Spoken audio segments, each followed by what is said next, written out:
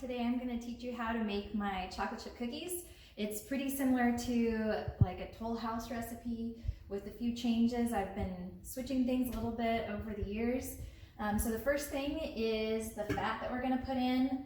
I like to use all coconut oil. Crisco makes the best texture cookies, but I think it's also probably the least healthy for you, but they're cookies. So I normally would add, I'm doing a double recipe right now.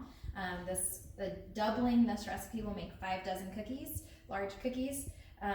Normally I would add all coconut oil, but I am running low. So I'm gonna do half coconut oil and half butter. So I'm gonna put in 1 cup of coconut oil, and I'm gonna put in 1 cup of butter, and making sure that both of those are soft. My butter's been sitting on the counter for a couple hours, so it's nice and soft. If it's straight from the refrigerator, just make sure you slice it into little pieces so that it can blend in there easier.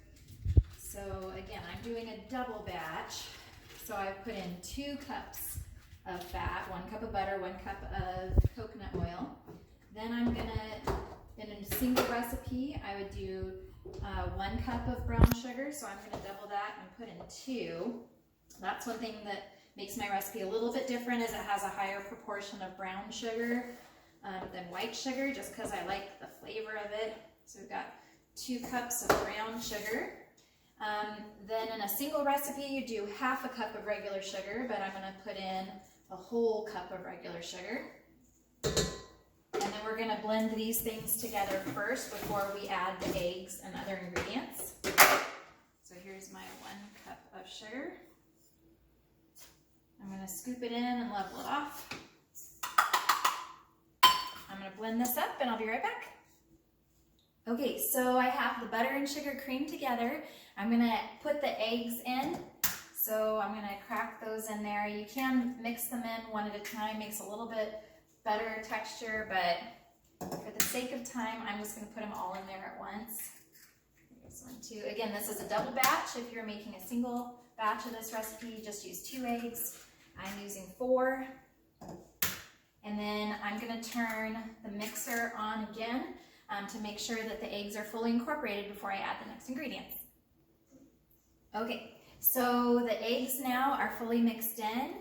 I'm gonna put in the baking soda and salt. So a single recipe, we would just do 1 teaspoon of baking soda. Since we're doubling it, I'm gonna do 2. And then I'm also gonna put in 2 teaspoons of salt. Be really careful measuring that over the bowl because it's super hard to take it out of there if you accidentally pour too much.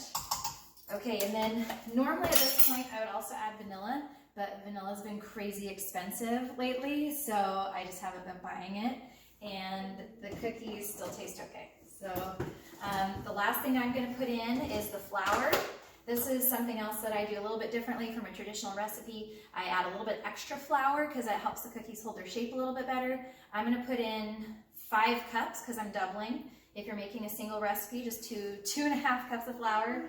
I'm gonna do 5 cups of flour and mix that in, and I'll be back in a minute.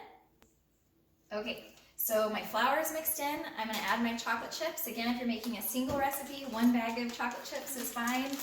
If not, double recipe, so 2 bags of chocolate chips. I'm gonna mix that in, let my dough pull out. And my dough is ready to scoop. Okay, I'm gonna clean up a little bit and then we'll scoop the cookies.